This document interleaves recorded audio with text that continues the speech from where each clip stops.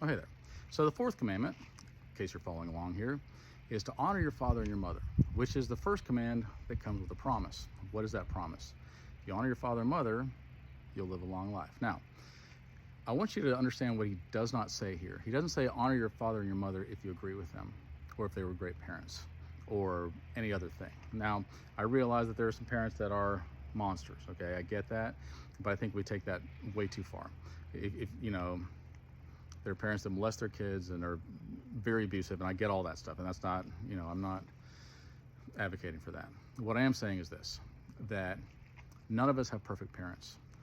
And it's easy to point the finger and say, you weren't great to me and you ruined my life and my childhood and whatever, and I'll never be the same, and it's your fault, and therefore I don't honor you, and I don't want to talk to you, I don't want to be around you, I don't like you, I don't love you, none of it.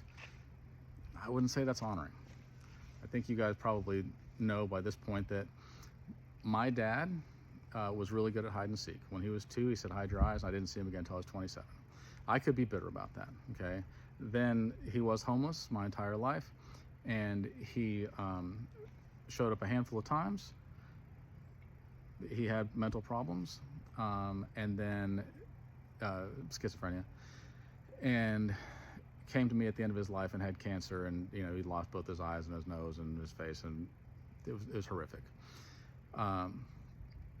It would be easy for me to say, I don't owe you anything. You weren't good to me. But I didn't. Mostly because the Bible says honor your father and your mother. And it doesn't have stipulations on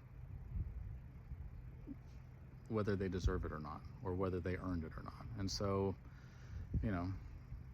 I was there for him. And I think that that's important. I think it's important that we do that. Now, I did have a stepfather. If any of you guys read my book, A Wretch Like Me, I had a stepfather, and I hated him for a while. We made our peace a long time ago. But recently I was thinking about the fact that I'm old enough now to be his father when he became my stepfather.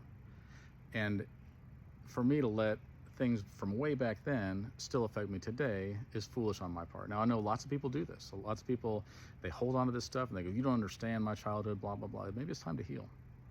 Maybe it's time to forgive. Maybe it's time to love them in spite of themselves, because parents are not perfect people. They're just people, just like us. Love you guys.